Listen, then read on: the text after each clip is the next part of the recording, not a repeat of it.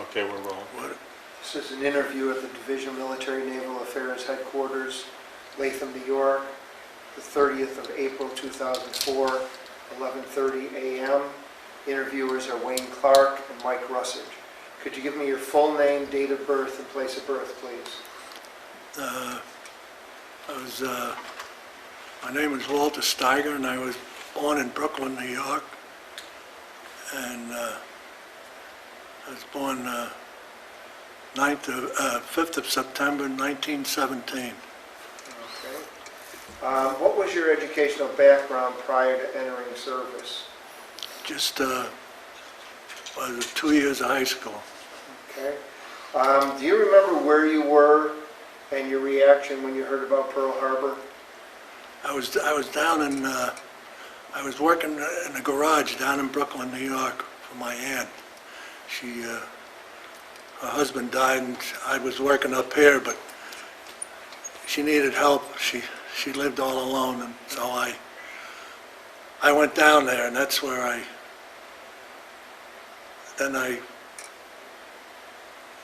heard about it down there.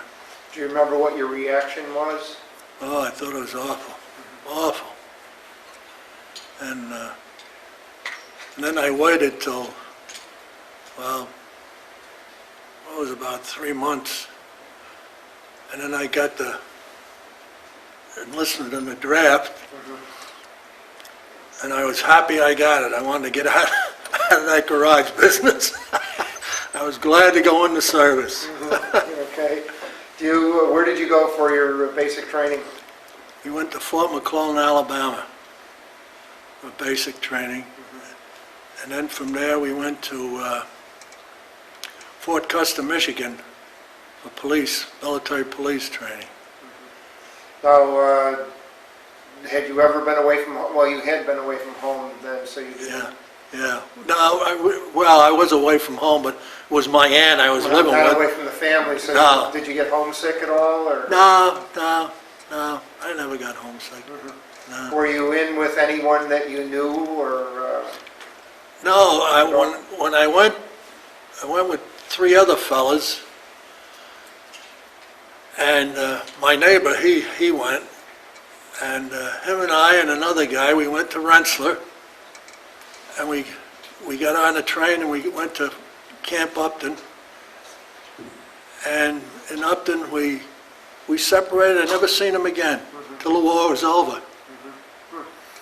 Now, when you went up to Michigan, what kind of specialized training did you receive as an MP? All of it, all of it. Doing traffic and taking care of prisoners, and well, we went all through everything. Did you get any motorcycle training? No, we got them motorcycles when we landed in England, but they wanted me to get on them. I steered away from motorcycles. I steered away from motorcycles. And then, Okay, I'm sorry. so then from when we in our training in Custer, when we finished there, then we got transferred to New York City. We were going overseas. We didn't stay. I was in the States. I think it was 8 months. We never got home. I was lucky because I got home. I didn't get home. My aunt lived in New York, so I called her up and I says, I'm going to be in New York, and they gave us a pass. And I went to Brooklyn and I seen my mother and my aunt, and then from there we went on the Queen Mary, that big ship. Now, were you assigned to a unit prior to leaving the States? Yeah, I was with the 769. And you all went together? Yep, we all went together as a battalion. Yep. Did you go in a convoy, or was it a single ship? No, it was a single ship. It was all, well, you know the Queen Mary. Right. That Usually, I know other veterans we've interviewed, because it was traveled so fast, it usually didn't go in convoy. So. Yeah, we was over there, and we landed in Scotland in 4 days. and we landed in Scotland. Boy, there was big factories there, you know, and they were all hollering.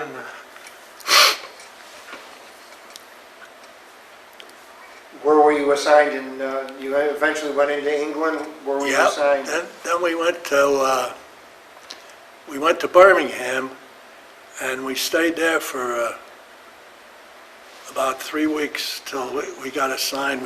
They had they had bunks, double-decker bunks, and the one was about that far off the ground, and the other one was about that high, and they were about 5'5" long. Us big guys, our feet were hanging, and we had straw mattresses. And then from there we went to outside of Liverpool, called Arrow Park. It was a big park, like, you know, like Bronx Zoo or, you know, Bronx Park.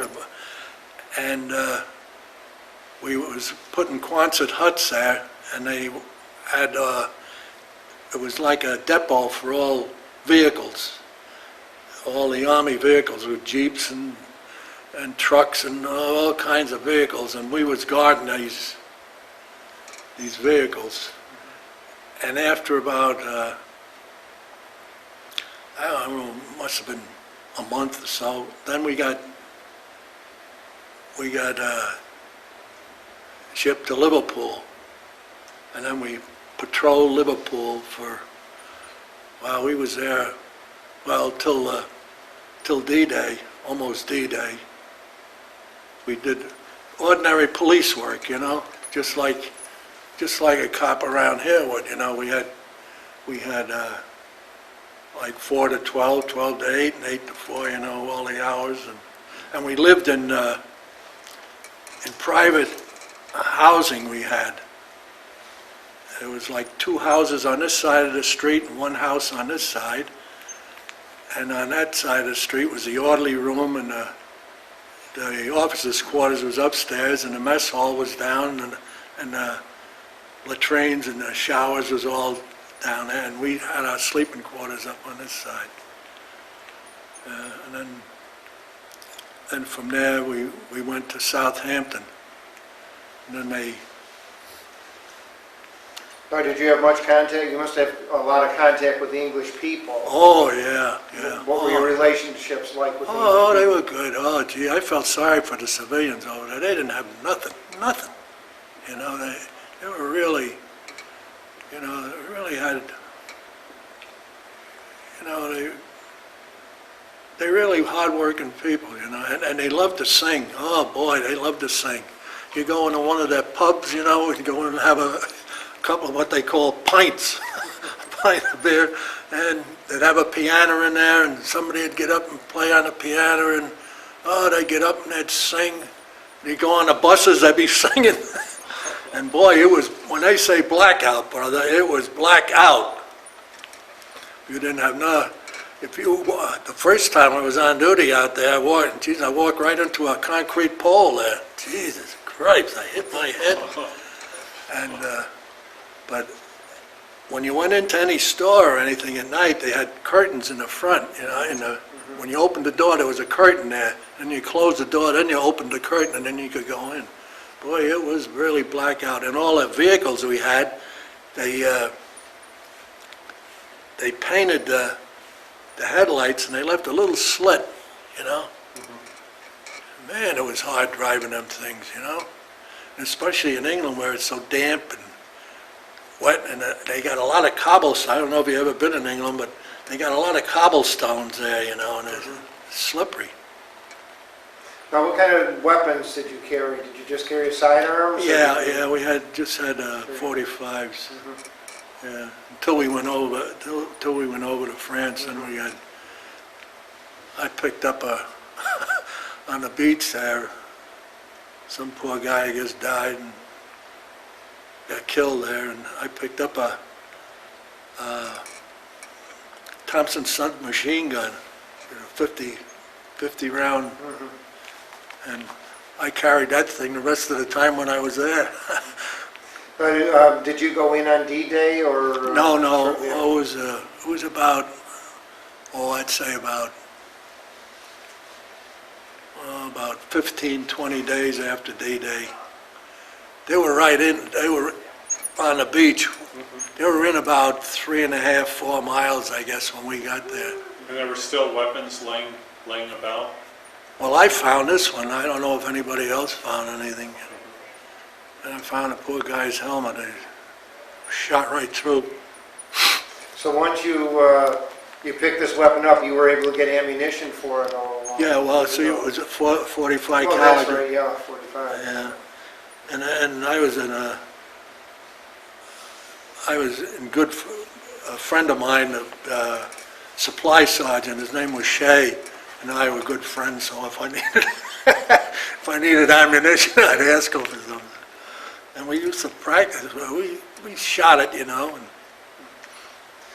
When you arrived in Normandy, what were your assignments? we was traffic control.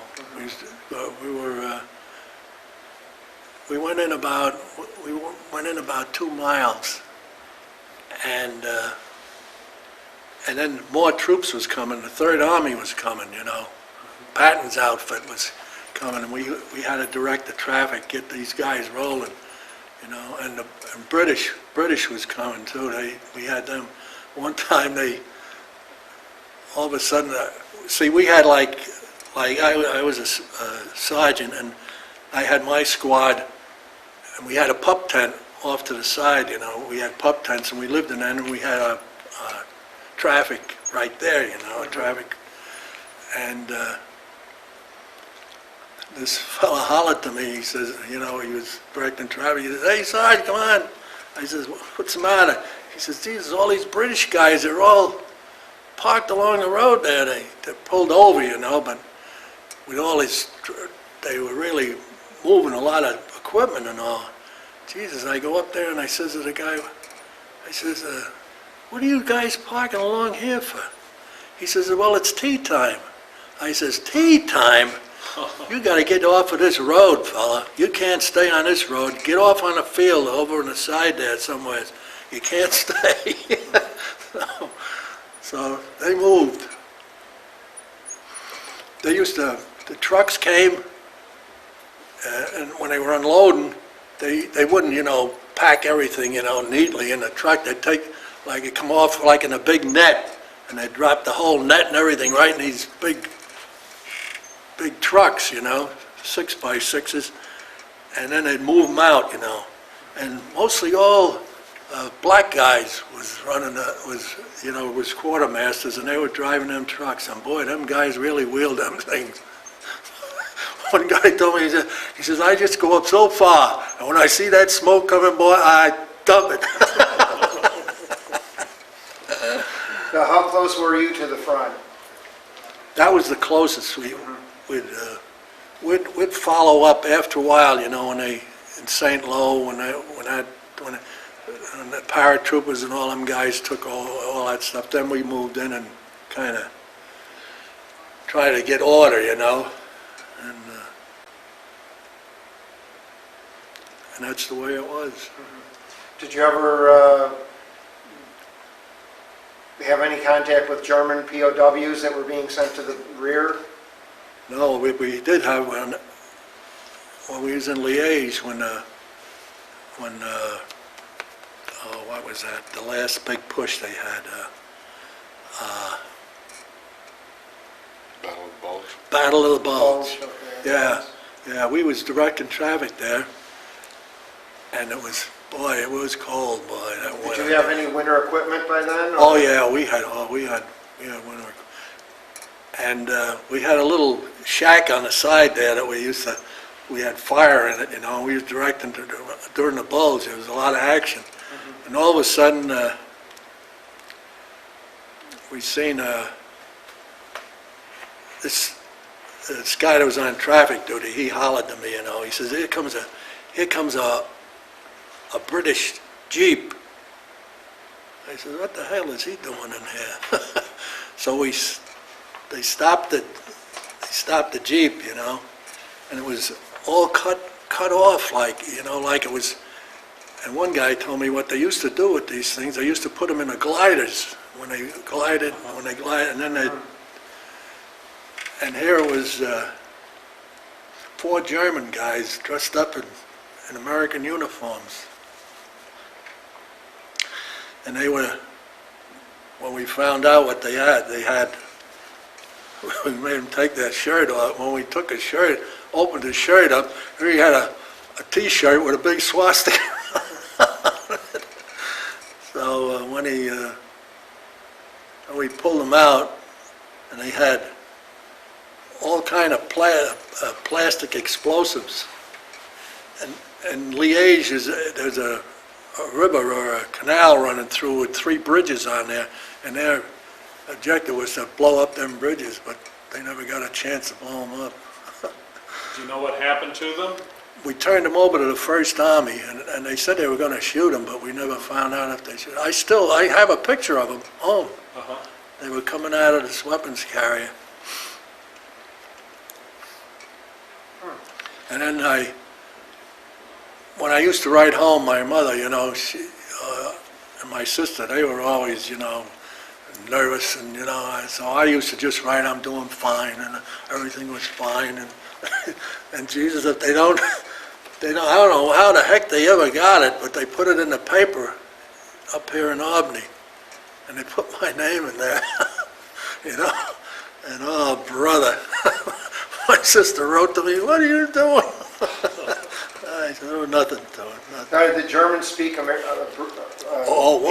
Or? One guy, he was over here in the United States, and he went back, he talked perfect English. How did they figure they were German, the men in your unit? One guy asked him something about the States, and it didn't make any sense to him. And he says, there's something wrong here. And they told him to strip, you know, and then as soon as and one guy, the guy that was driving it, boy, he talks broken English like, oh no, terrible. So, when we got them guys, it was really something. But other than that, we was lucky. Luckier than a lot of guys that was in the infantry, I'll tell you that. During the Battle of the Bulge, especially cold, boy, it was cold. A lot of guys I knew, a fellow I worked with, he froze his feet, you know, through that cold weather. He got sent back. What about that guy Herbie that lived with you guys? Oh yeah, we had a guy in France. All of a sudden, you know, we lived there. All of a sudden, here comes this German guy, walk right in. He give up. He holds his hands up. I'm finished. I give up. All I knew his name was, they called him Herbie, and we called him Herbie. And, he was all done, you know, and he wouldn't, and they put him in the kitchen cleaning up. He was a butcher by trade, he told us, you know. He could talk a little English, you know. And he stayed with us 3 months before when we moved out, the guy, a sergeant and our mess sergeant said to him, Jesus, can't we keep this guy? He's good, Jesus. No, you can't keep him, we gotta get rid of him. And he didn't want to leave. I got a picture of him home too. So they put him in a POW camp? Yeah, then they put him in a POW camp, yeah. Yeah, he was quite a guy, Herbie. I took him to this barber to get a haircut, you know, and they dressed him in fatigues, you know, them green fatigues we have. And we had 3 guys that was Jewish, and they wouldn't go near him. Boy, don't put me near that guy, I'll kill him. I said, the guy's harmless, for Christ's sake, he ain't gonna hurt nobody. So they wouldn't, he says, where's he gonna sleep? I said, he can sleep in my room, I'm not afraid of him. So he slept in my, so I had to take him get a haircut, and this barber, we was in this town about, I'd say about 2 months. And we got acquainted with this barber, and he needed a haircut, so I took him over there, and I says, don't you say a word, nothing. See, because this barber, he was a prisoner of war, and he was released, you know, and he hated, they used to say in French, Bush was German. So he said, don't you open your mouth, just keep your mouth shut. So he, all right. So he got a haircut, and he's telling me, oh, no, I'm trying. This guy's just sitting there. And when he trimmed around his ears and with this razor, I thought, oh, brother. So he was a good guy. He didn't want to leave either. He wanted to come right with us. Now, when you were in Belgium, you said that you served as a guard to Truman?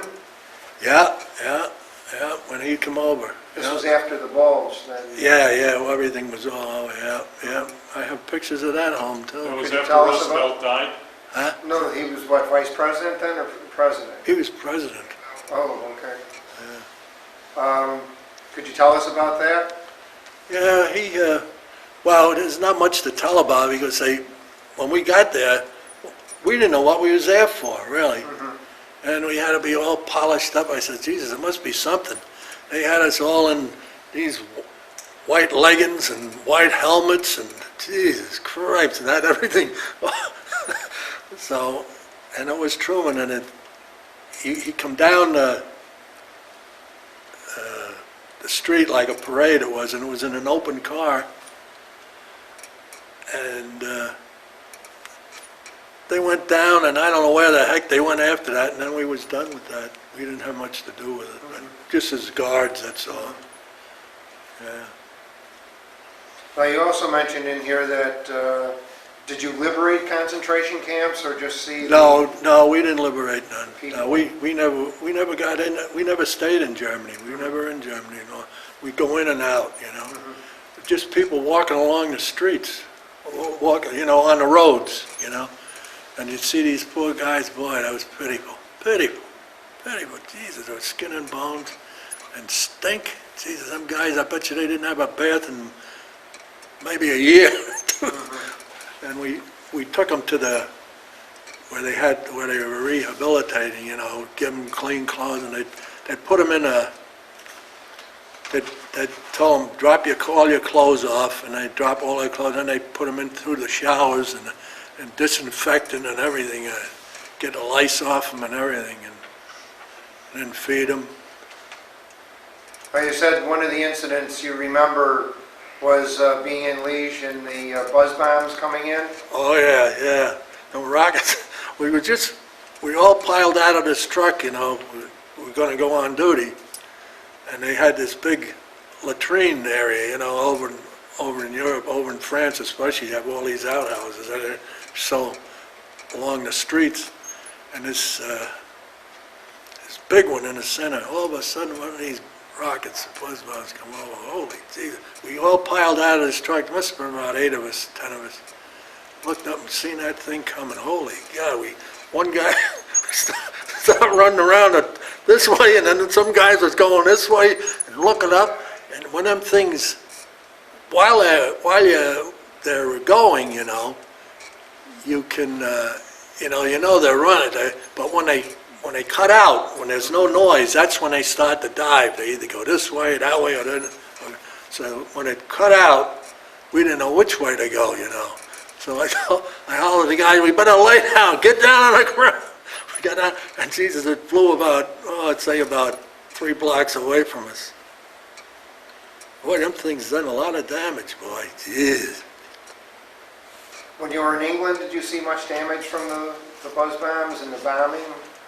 No, not much. If we went into London, that's where you seen it. Okay, how long were you in Europe? 2.5 years.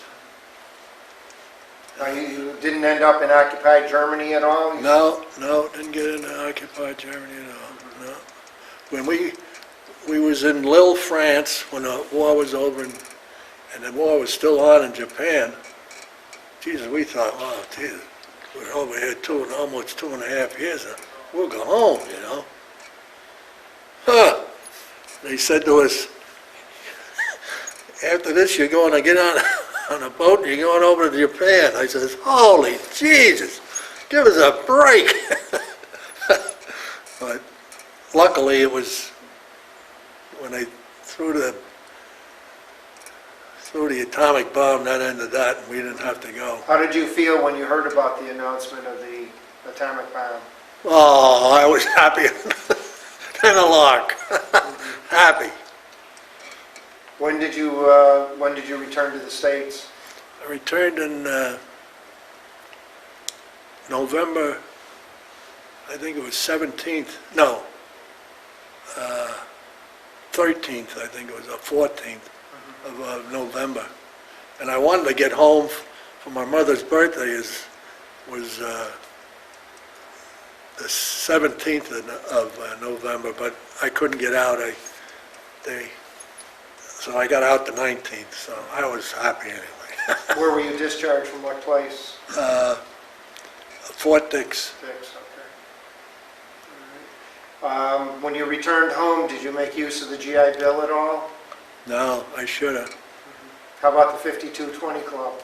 I took that for 6 months because my mother and I, we moved back to our house where I live now, and it needed a lot of work done in it. You know, we rented it, and people didn't take good care of it out, and the grounds outside. So I painted and I worked around and I collected my my 50. I had a guy where I work, you know. I worked in Fort Orange Paper Company, and and this other fella and I, we said, Jesus, we collected. So this guy says to us, Jesus, I didn't collect it. I says, well, why didn't you?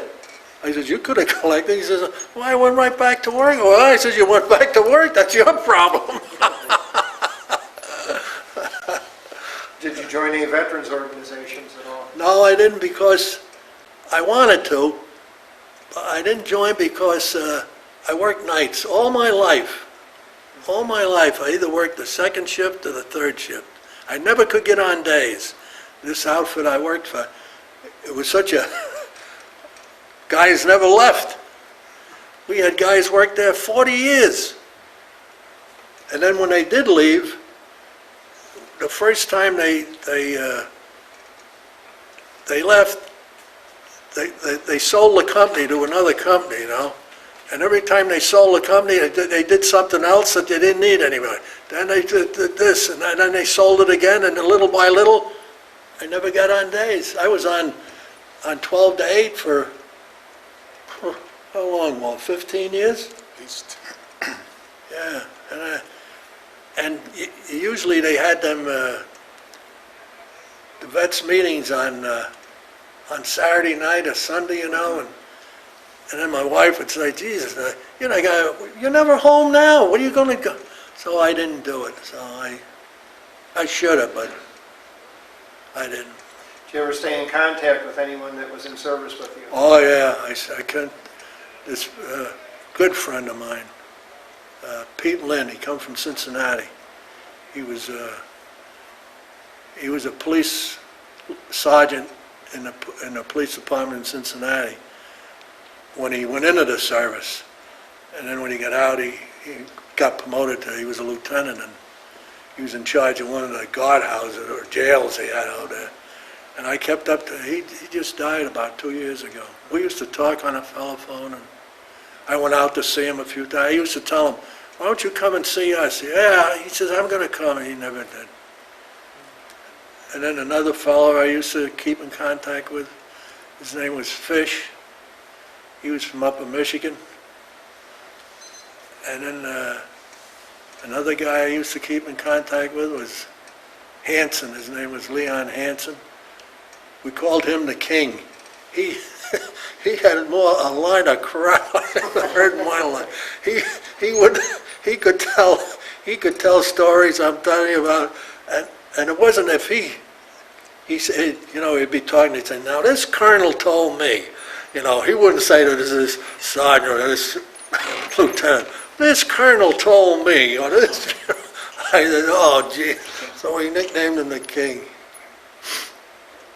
How do you think your time in service affected or changed your life? Well, I don't think it changed me much. But when I got out, when I was home, boy, I really missed it. Boy, here I was, you know, home, you know, in a small town. Well, it is still small, East Kodak. And a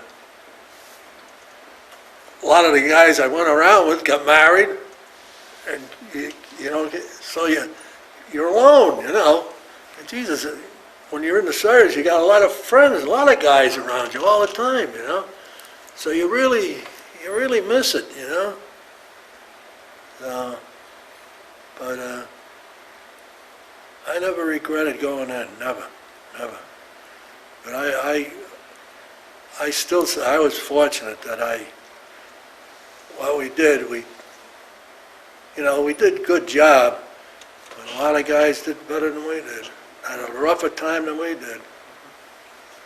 Could you just hold this up like this and tell us where and when, if you remember, that was taken? Yeah, let's see that. Approximately. Oh, I'd say, I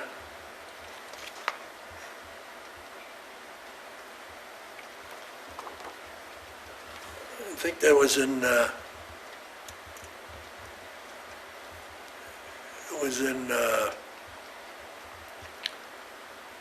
Lille, France. We was on patrol there and doing traffic duty. Was that toward the end of the war then? No, yeah, towards the end of the war. Right. How about this one, a quick draw McGraw? This was when I was in Fort Custer, Michigan, in police training.